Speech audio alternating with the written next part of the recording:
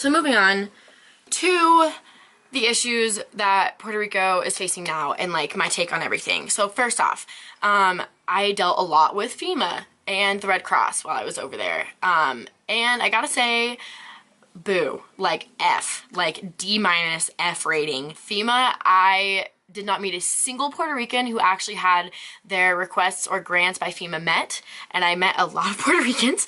I had gone to the FEMA and National Guard warehouses where they were storing all of the supplies they were receiving to try and take supplies with me to Yabucoa, to Humacao, to like all the areas that we were going to, and they said no. They only had like 9 registered vendors on the island, and those were the only people that were able to do distribution of goods to the entire island. What?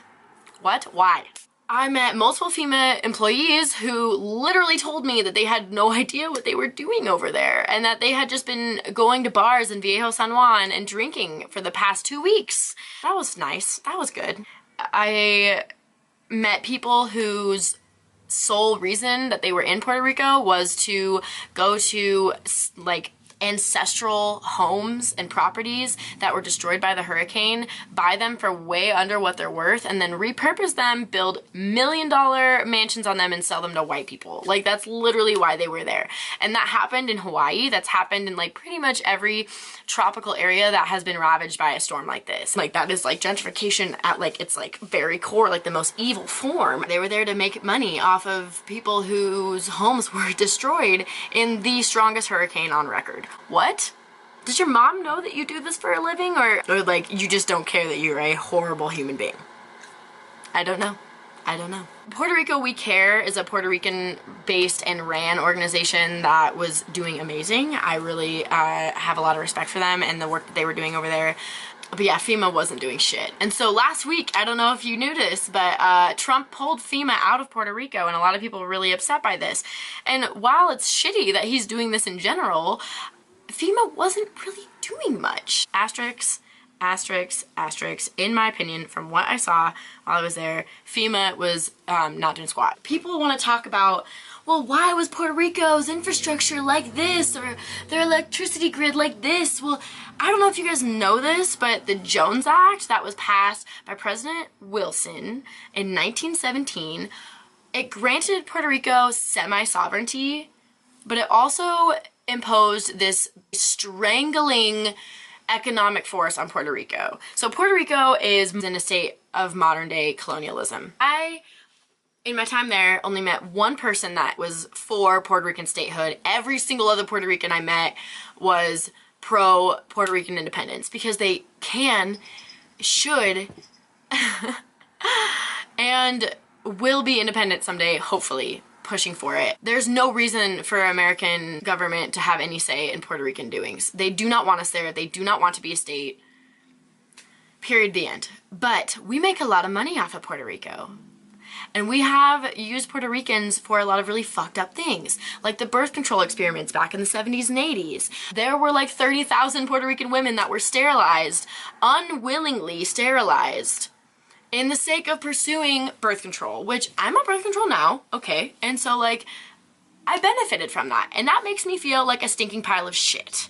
The Agent Orange experiments, Agent Orange was first developed in Puerto Rico and experimented on Puerto Ricans. Agent Orange. Have you ever heard of that? It was used in Vietnam, and like there are like 3rd generation birth defects now because it's really fucked up what it does to the human body. So war chemicals being used on Puerto Rican people. Alright, so let's talk about the Jones Act.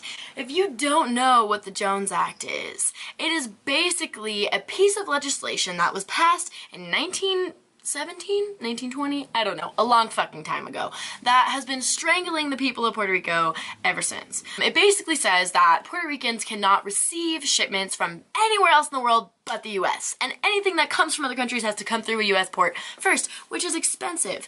Puerto Ricans pay the most expensive shipping rates on the planet. You can fact check me on that. They use pretty much one shipping company that is okayed by the American government, and they get to charge whatever the hell they want because of the Jones Act. They import 90% of their food, which they don't need to. They don't need to import 90% of their food, but the taxes on agriculture in Puerto Rico kind of prevent them from being able to just grow it. So that's also an issue. Secondly, importing the food.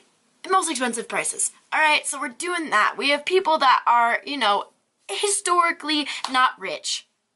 Puerto Ricans have been in a state of poverty for a long time, and that is directly because of American colonialism. That is our fault. Us.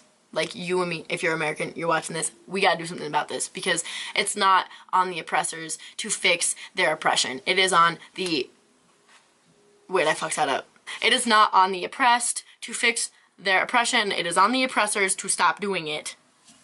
Got it. And so when people talk about the crumbling infrastructure of Puerto Rico before the storm, or the electrical grid, they couldn't get equipment there to fix the infrastructure or the electrical grid without paying in just outrageous prices. So like, yeah, they're probably gonna deal with what they got. And that's not their fault, okay? It is not their fault that the worst hurricane on record hit their fucking island. It's not their fault.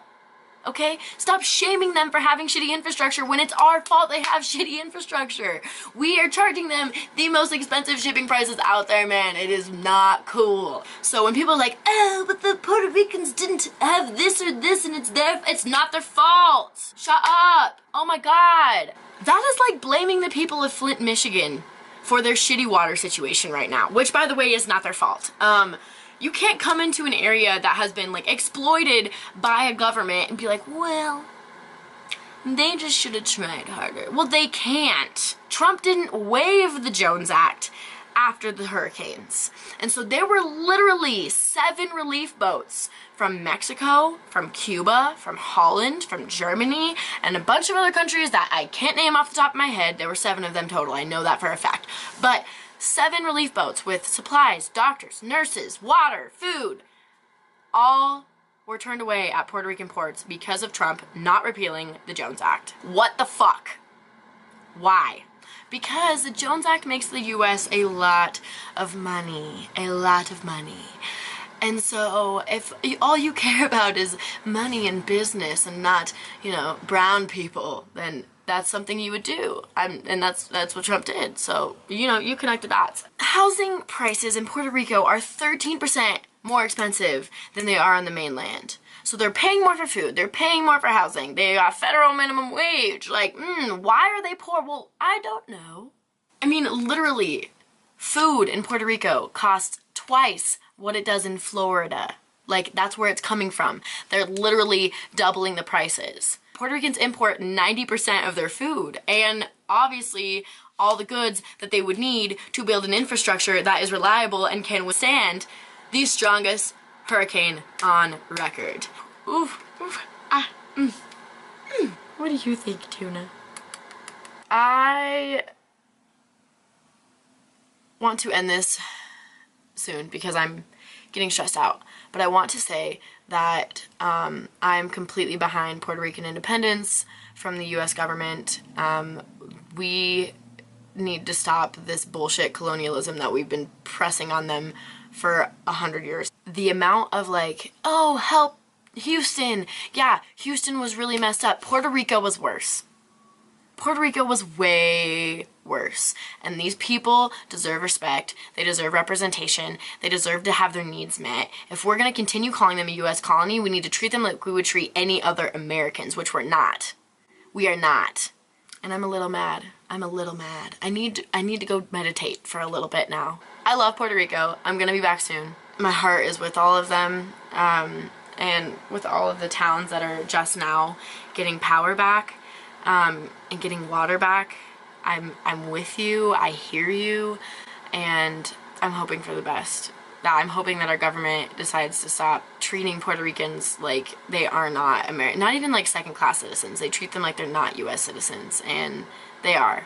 My raw file of this video is over an hour long, so if it takes a while for me to edit, I'm sorry. I might move there. I could definitely live in Puerto Rico. I need to work on my Spanish. Leave your comments below if you have anything to say or like have anything that you want me to clarify. I will. And I really want to thank you guys for watching this. I know it wasn't like a fun video by any means, but it really needed to happen and it needed to be said. And I really honestly hope you learned something from this video. I know that it's been hard for people to get like accurate information about what's happening in Puerto Rico because there isn't a whole lot of media attention on it, but it's bad. And if you're listening to this right now and you're like, what can I do to help? Puerto Rico We Care is an amazing organization. I really would suggest donating to them. They're Puerto Rican ran, so they know their island and they know what they need. So there you go. I will leave that information below as well.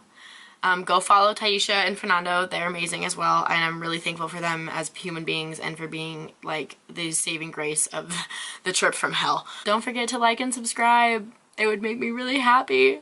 I'll be posting more videos soon. Maybe they'll be less sad. Hopefully less sad. Maybe funny. I'll do a funny one next. Let's do that.